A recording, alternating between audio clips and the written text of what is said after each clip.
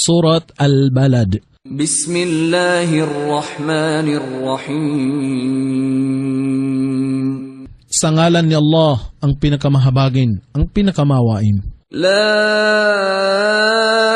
uqsimu bihadhal balad. Ako si Allah ay nanunumpa sa lungsod na ito. Wa anta hillun bihadhal balad. At ikaw ay isa sa malayang mamamayan ng lungsod na ito. Wa walidin wa ma walad.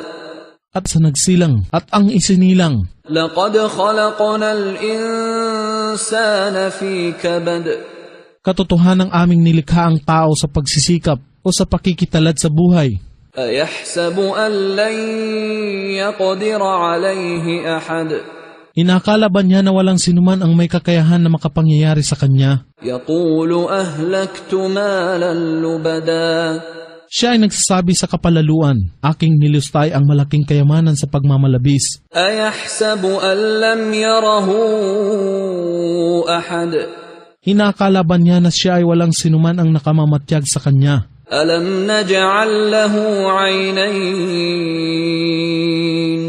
Hindi ba ka namin nilikha ang kanyang dalawang mata? Wa lisanan wa shafatayn. At ang dila at dalawang labi. Wa hadaynahu najdayn.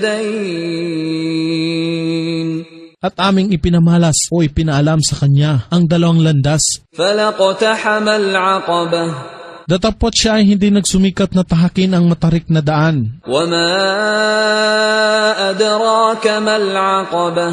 At ano ang pagkakaalam mo sa matarik na daan? Fakku raqabah. Ito nga ang pagpapalaya sa isang liig o alipin. Aw it'amun fi yawmin dhi masghabah.